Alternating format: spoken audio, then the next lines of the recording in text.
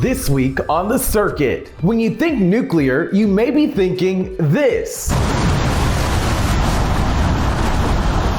But nuclear energy is way more beneficial than an atomic bomb. U.S. nuclear power plants generated 772 billion kilowatt hours of electricity in 2022. That's enough to power more than 72 million homes. In this week's episode, we're taking a deep dive into nuclear power and what engineers are doing to create cleaner forms of energy. Nuclear power has allowed us to send our first and only interstellar explorers outside our solar system. Space probes like Voyager 1 and 2 can't rely on sunlight so far from our sun. Instead, they rely on radioisotope thermoelectric generators, a kind of nuclear battery that turns the heat of decaying plutonium-238 into electric power. This is what has powered Voyager 1 15 billion miles from Earth. Not bad for a 46-year-old spacecraft.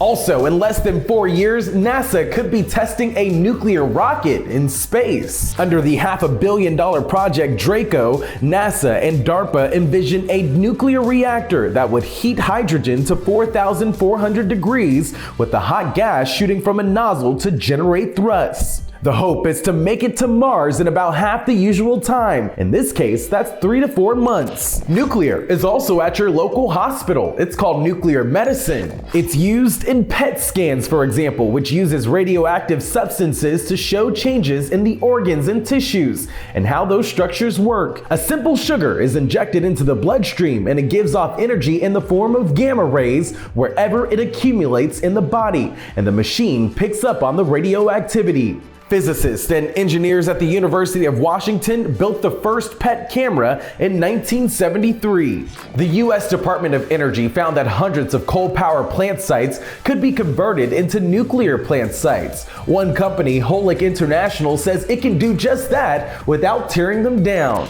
The idea is to keep the physical infrastructure of these coal plants, but replace the parts that burn coal with a new system called the SMR-160 nuclear reactor. The SMR-160 works differently. It uses special machines that make high-pressure superheated steam, which can be used to generate electricity just like in a traditional coal power plant. But the biggest downside to nuclear fission is the radioactive byproduct. Although all of the used nuclear fuel produced by the U.S. nuclear energy industry over the last 60 years could fit on a football field at the depth of less than 10 yards. To give you an idea, a single coal plant generates as much waste by volume in 1 hour as nuclear power has during its entire history. But engineers at the University of Rochester think that AI may be the solution. Powerful lasers squeeze and heat up small fuel-filled targets to start nuclear fusion reactions. It's a bit like trying to recreate a star like the sun, but on a much smaller scale. The team of engineers and physicists are working with the computer science department